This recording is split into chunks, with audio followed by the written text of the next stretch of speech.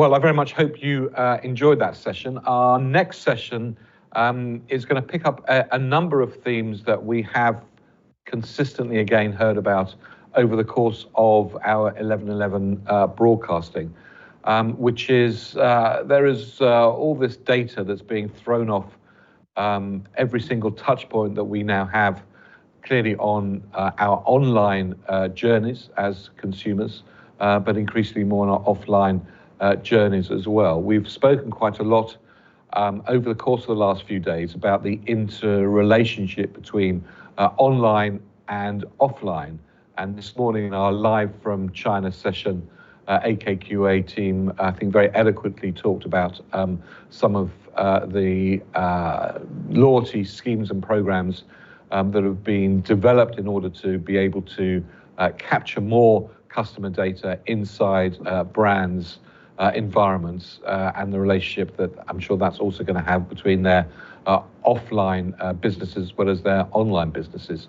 But for all of us, the seamless integration between what's done online and what's done offline is a great theoretical journey to take, but the reality and the practicalities of being able to deliver that seamless integration, I think to the extent to which now the consumer expects it, is phenomenally challenging. And that's really what we are going to be discussing in this session. And I'm very glad to be able to welcome live from Miami in the USA, Loren Ball, who's the founder and president of Data Solution.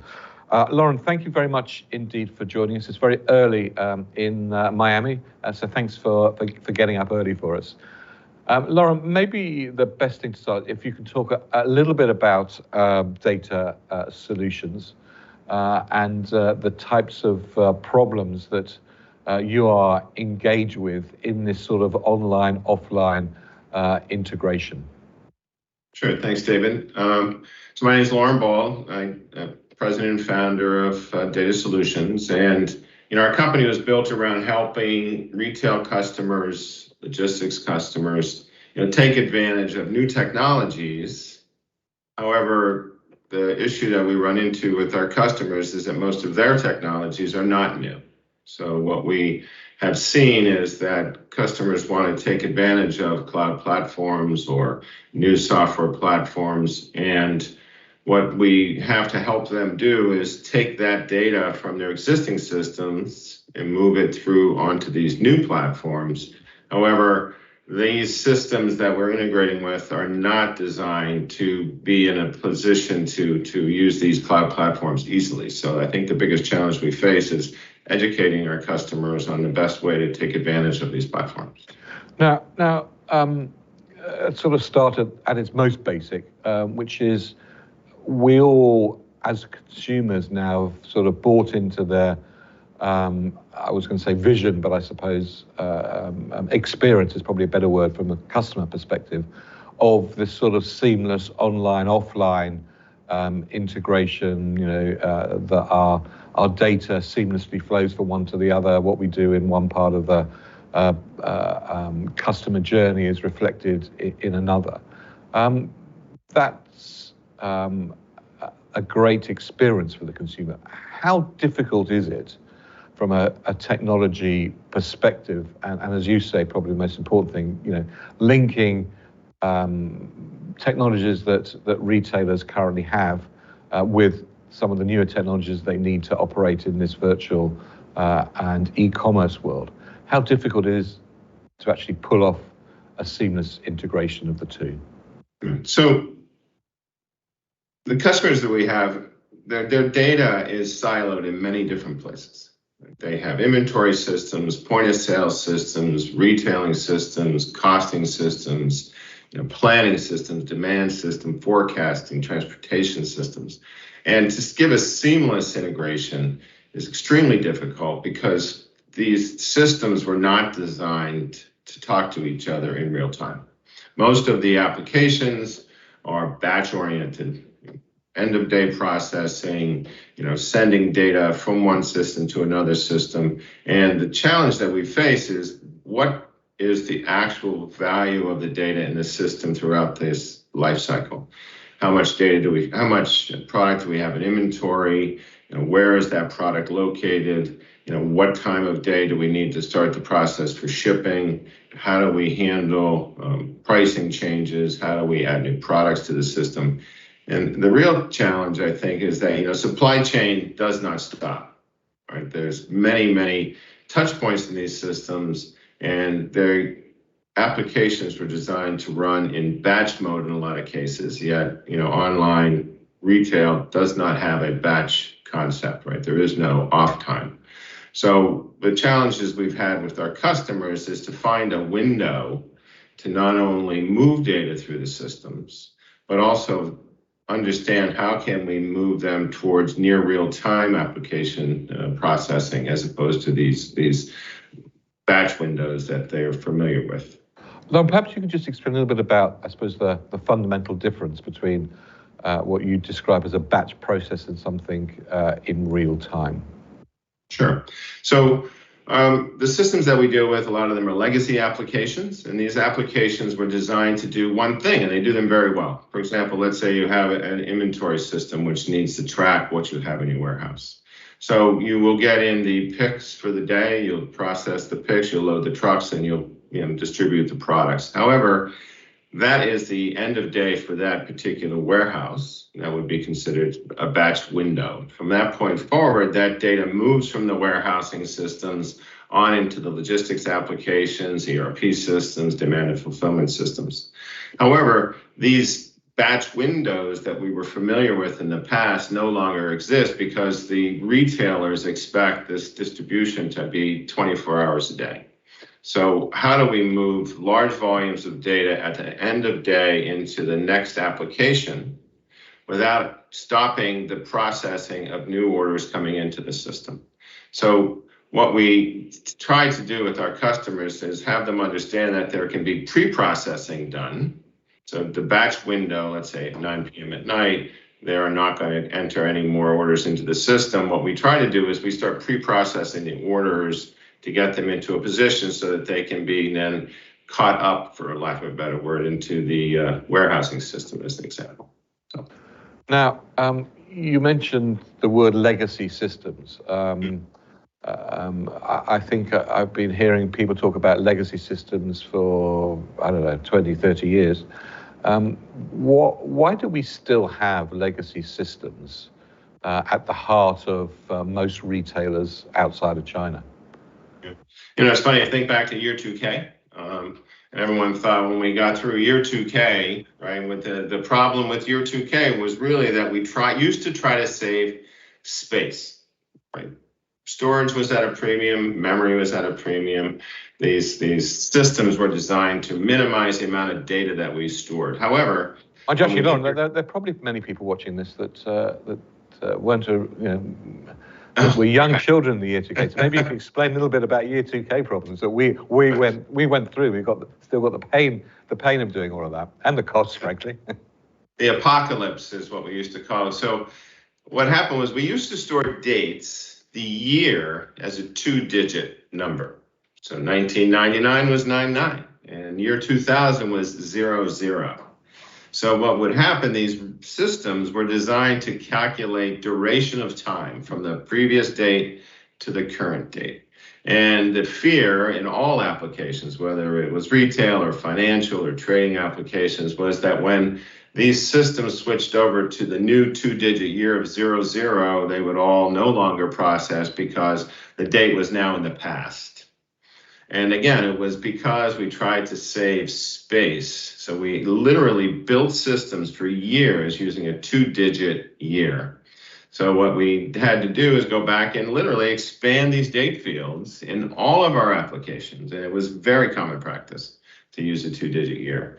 And that anticipation of failure because we missed something or the calculations would no longer work, companies were required to make sure that their systems were available.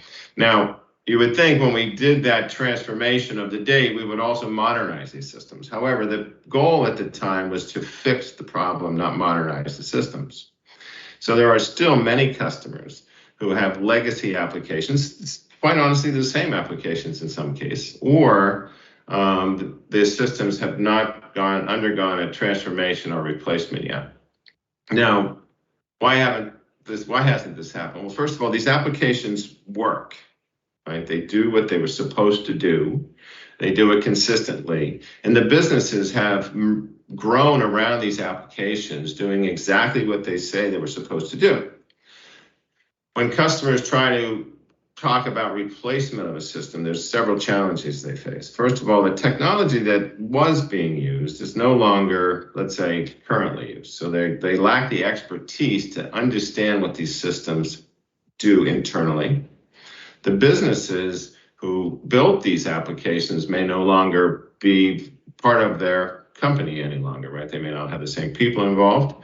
And more importantly, as these systems are core in processing data today.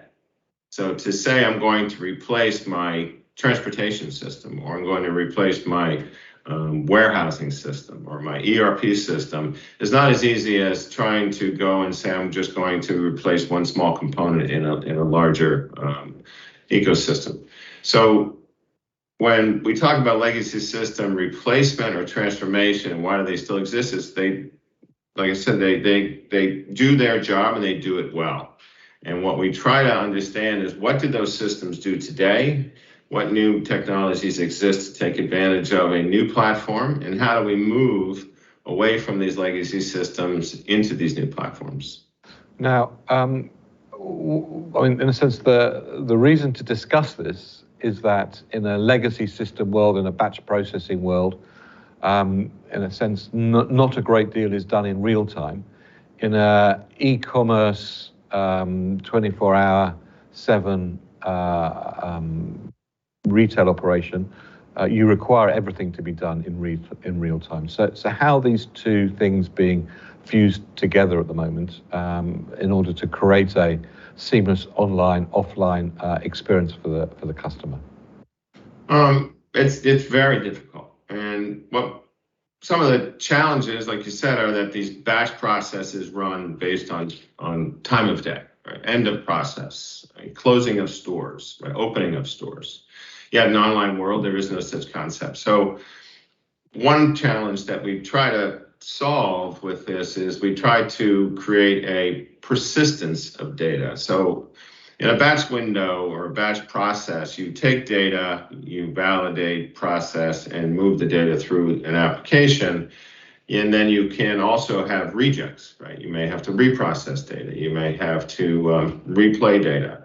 So one of the things that we use, or tricks that we use, is we take that data and pre-process it. We try to persist that data in its best form that we can and feed back to the original system information about the data if it is inaccurate or bad data. So we look at the data and pre-process it, persist that data, and then we try to aggregate or consolidate multiple times throughout the day so that we compress the batch window. Instead of trying to do many different steps at the end of the day, we try to compress that window so that we can do few steps at the end of the day.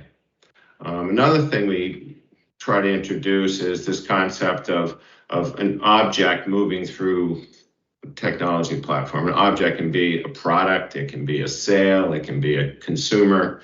And when we encapsulate these objects, we can start using those objects or these people or these products, and we can again try to distribute that information in advance, move that data through the systems to their destination systems in some form. It may not be complete yet, the order may not have finished yet, but again, we try to move as much data through the system earlier in the process to reduce or compress that batch window.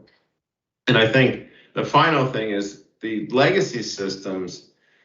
Whenever we wanted to move data from point A to point B, we used to copy the data.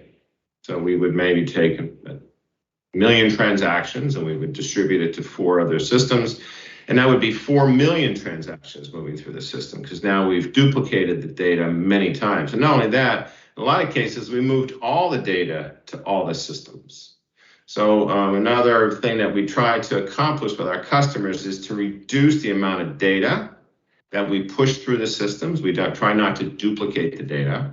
And what we like to say is we move the right data to the right place at the right time. Not all systems need to be real time. Not all systems need the data immediately. So you try to find the critical path through a ecosystem and then move that data according to that critical path.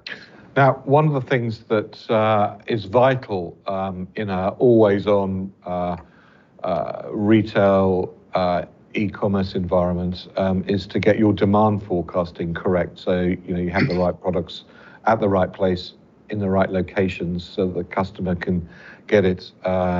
Immediately they push the buy button, and especially now as we're expecting things to be delivered to us, a certain extent on the same day, if not within a 2 to 3 hour window now.